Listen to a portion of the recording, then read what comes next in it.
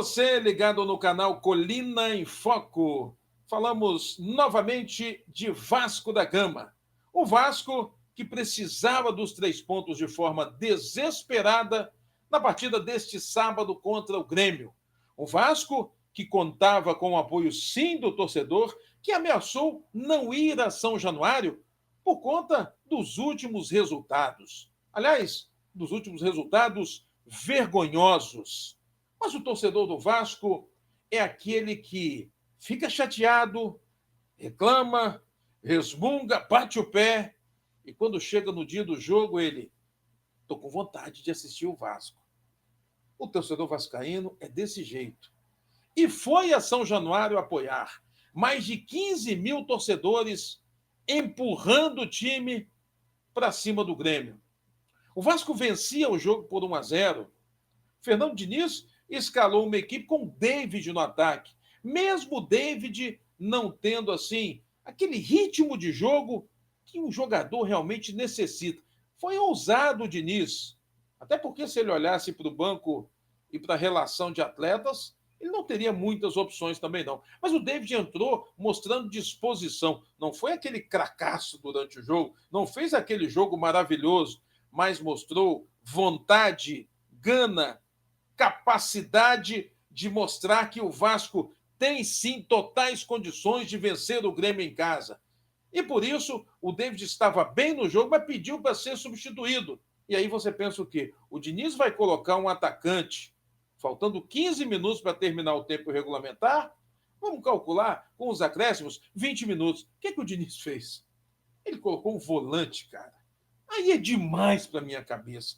Aí é demais para a cabeça do torcedor vascaíno. E no final, na entrevista coletiva, deixa eu ir lá na coletiva agora.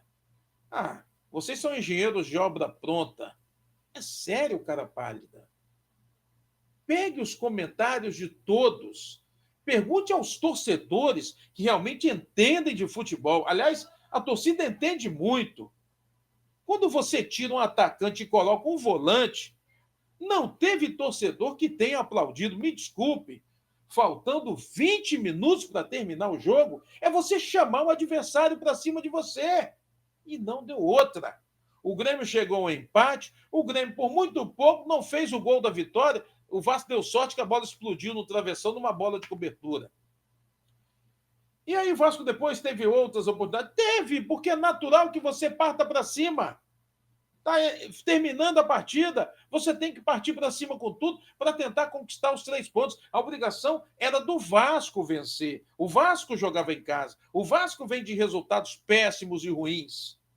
Mas o Diniz, ao chegar na entrevista coletiva, achou a pergunta ridícula. Foram as palavras dele. Achou a pergunta sem sentido. Quando todo o torcedor do Vasco ficou perguntando: por que esse cara fez isso? Tirou um atacante e colocou um volante. Não está faltando 3 minutos para terminar o jogo? 5, que seja.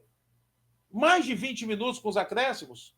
É importante que você reconheça o seu erro, que eu reconheça o meu. É importante que o treinador reconheça o erro dele. Não é feio, não. Bom, desculpa, eu errei. Então, gente, eu estou achando que eu errei. Porque se eu não... Não, mas ele insistentemente ainda disse: eu poderia ter colocado o Lloyd, eu poderia ter colocado qualquer outro atacante ou jogador de meio campo. O Vasco tomaria o gol do mesmo jeito. Como é que ele fala isso com tanta certeza?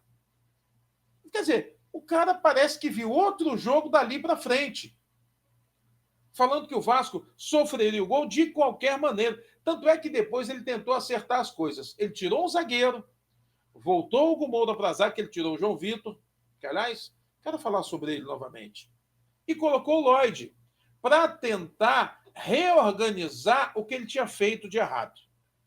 Então, as coisas não estão boas para o Vasco. As coisas para o Diniz também não estão boas.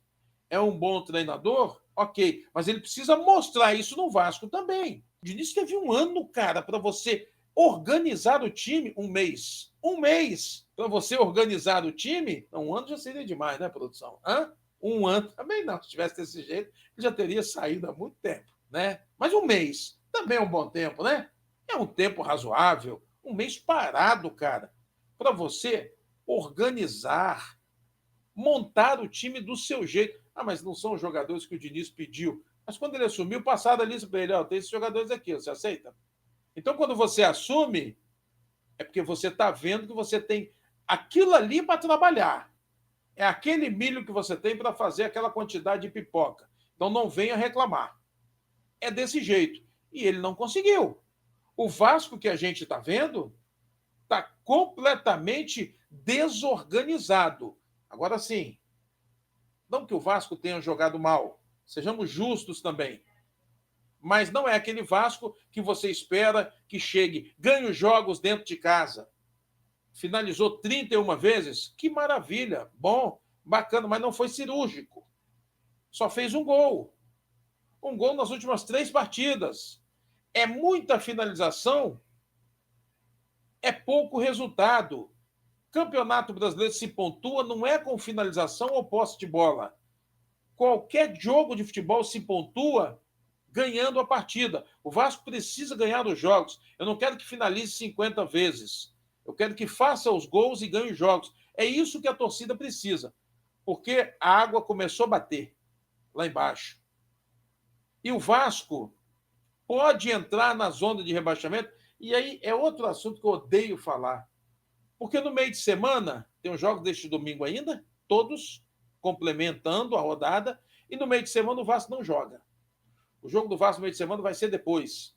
Data a ser marcada. Sabe por quê? Tem um jogo contra Independente Del Valle na terça-feira, pela Copa Sul-Americana, onde nós tomamos um pau lá no Equador.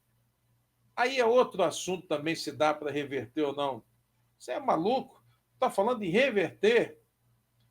O Vasco não jogou mal nessa última partida. Criou muito, mas fez um golzinho apenas. Para a torcida ter uma esperança aumentada, o Vasco teria que ter vencido o Grêmio por pelo menos 2 gols de diferença. Não venceu nem por 1, quanto mais por 2. E precisa agora, no mínimo, fazer 4 gols de diferença no Independente Del Valle. Tem que fazer 4, tomar nenhum, tá? Mas aí já é outra história, é outro papo.